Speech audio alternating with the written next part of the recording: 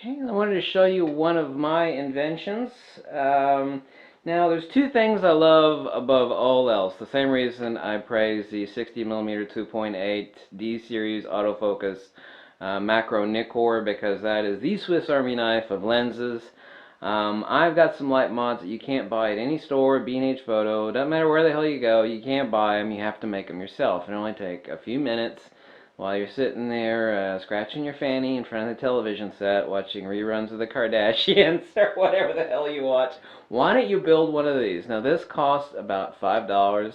This is my invention. What is it? It gives beautiful diffuse illumination.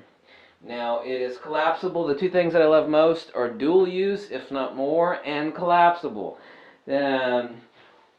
Two things that I find to be intellectually pornographic and ultimately stimulating is if something is collapsible, like a hunk of origami, and if something has more than one use, especially in photographic light mods. Now, here I'm going to show it to you what it is. This is totally collapsible. Here you see I have a Speedlight, SP800, whatever the hell you want. I've got a cold shoe right here. It's mounted on a tripod. You can certainly stick it on a light stand, but what you cannot do on a light stand, obviously, is stuff like this. Okay, obvious. Okay. I have a wireless trigger, whatever the hell you want to buy. I'm not a fan of the cheap Chinese triggers, but you buy whatever tickles your hot dog. Cold shoe. Now this is Space Blanket Mylar. Space blankets are $1 a piece. You can buy like a 5-pack for $6, so a hair over $1.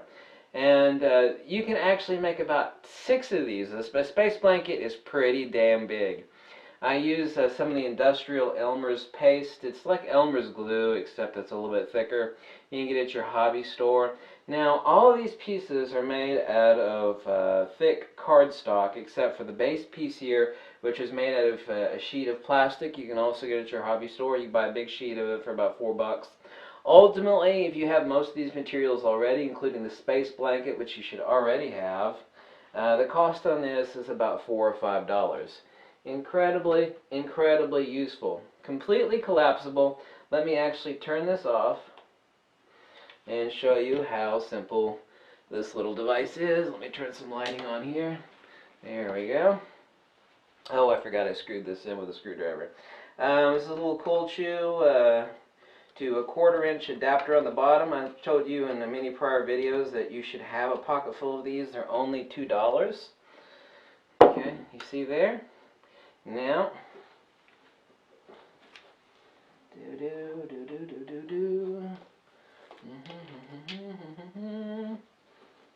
cold shoe adapter, 1/4-inch to cold shoe. I only have this, a tiny hole cut out here in the bottom, mounted to my tripod plate. Okay, and what I have holding this together are pieces of industrial Velcro. Now this is a piece of, I think it's like a 1 mil plastic, but all you need is this. 6 pentagons, the diameter of which you can obviously vary. I found the optimum is about 6 inches on the diameter of these pentagons. I have just a small hole cut out here in the bottom that I could mount my tripod screw through, and then I mount my cold shoe here, and then I mount my flash there. This is completely collapsible. All I have to do is take off, well, you can see how I do it. I take off these 10 strips of Velcro and it folds completely flat. And that's it. My little invention. I haven't named it yet, but it is incredibly useful, especially if you want to pack this up. You've already got your Speedlight and your wireless trigger, and as I've told you in a prior video, this little package right here, wireless trigger and a Speedlight with a PC sync cable, is one of the most useful photographic tools in the world. There's not a single professional photographer on earth that will disagree with me on that. If you ask them the question that I just asked you, they'll go, yep, that's the most useful tool that I got. Outside of your camera and your lenses, of course. But build one of these while you're scratching your ass like a monkey in front of the television set. I mean, you know how to make a pentagon? You know, make it a diameter roughly of about 6 inches. Make yourself 6 of them. You tape them all together at the corners, except for a few of them, so you can fold the whole thing flat into one solid piece. So The ultimate thickness is less than 1/4 inch once you got molded flat. You should already have some industrial Velcro so you can join the seams here. When you're done, you remove the little Velcro, you fold it flat like a piece of origami. This works really damn well, and it's got a really good throw on it. What's throw? It means ultimately the distance is able to throw out the light. It is a beautiful...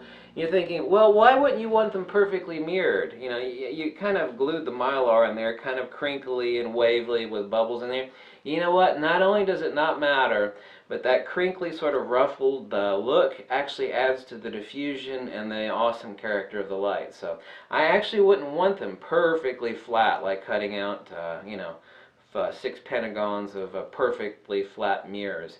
Would that work? Yeah, obviously it would, but it would have a different character to it. I mean, you don't want really stark, you know, spotlight. Well, maybe you would do for certain things, but for shooting people's faces, for portraiture, you don't really want that. You want more of a diffuse, heavenly glow. At least most people do. So anyway, build one of those. That's my little invention. I was glad I was able to show it to you and how you were able to use it. Very, very simple. Thanks for watching. Catch you later. Okay? Bye.